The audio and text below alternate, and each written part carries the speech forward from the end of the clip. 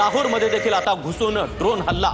तर एस जयशंकर यांनी अमेरिकेच्या परराष्ट्र मंत्र्यांशी फोनवरून चर्चा केलेली आहे। पाकिस्तानच्या आगळीकीची माहिती त्यांनी दिलेली आहे आणि अमेरिकेचे परराष्ट्र मंत्री यांनी भारताला फोन केलेला आहे।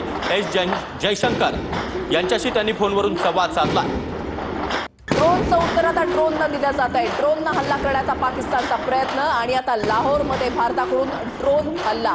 कटरामध्ये पाकिस्तानकडून ड्रोन हल्ल्याचा प्रयत्न झाला, मात्र भारताने तो हाणून पाडलेला आहे।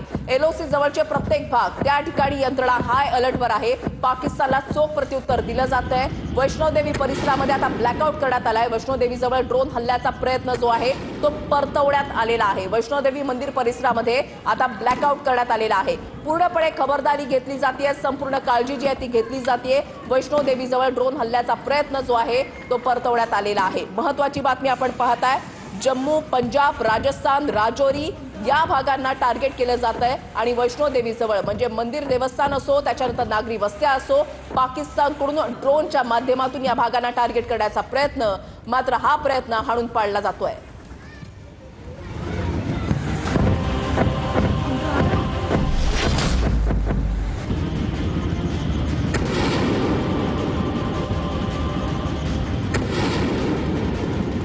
तर हे दृश्य आपण पाहतो आहोत। अनेक व्हिडिओ आता समोर येत आहेत। स्थानिक नागरिकांनी हे व्हिडिओ कैद केलेले आहेत।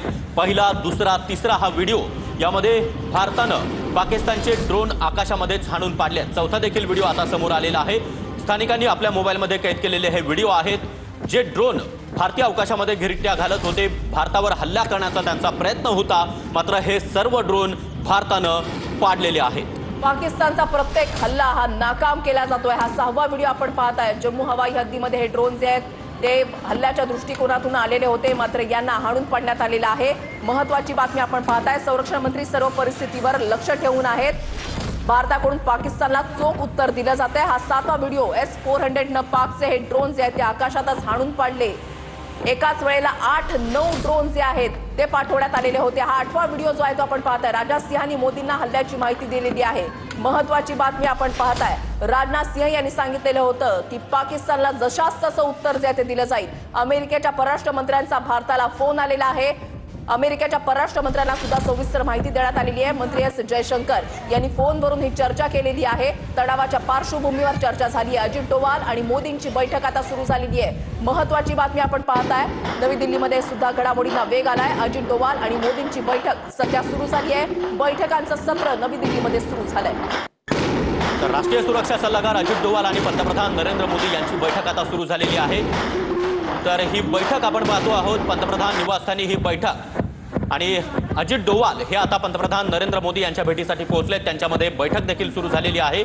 दरम्यान राजनाथ सिंह यांच्याकडून पंतप्रधान नरेंद्र मोदी यांना पाकिस्तानच्या हल्ल्याची माहिती देण्यात आलेली आहे। इतकंच नाही तर तिन्ही सैन्य दलाच्या प्रमुखांसोबत देखील पंतप्रधान नरेंद्र मोदी हे बैठक घेऊ शकतात। अजित डोवाल आणि पंतप्रधान नरेंद्र मोदी यांची बैठक आता सुरू झाली आहे। पाकला चोख प्रत्युत्तर दिलं जात आहे। भारताकडून आता लाहोरवर ड्रोननं हल्ला केला जातोय।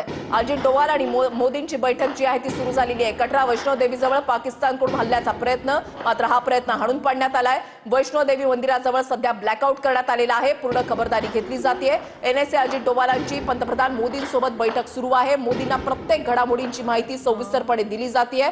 महत्त्वाची बातमी आपण पाहताय, भारताकडून लाहोरवर आता ड्रोननं हल्ला करण्यात आलाय। पाकला चोख प्रत्युत्तर दिलं जात आहे।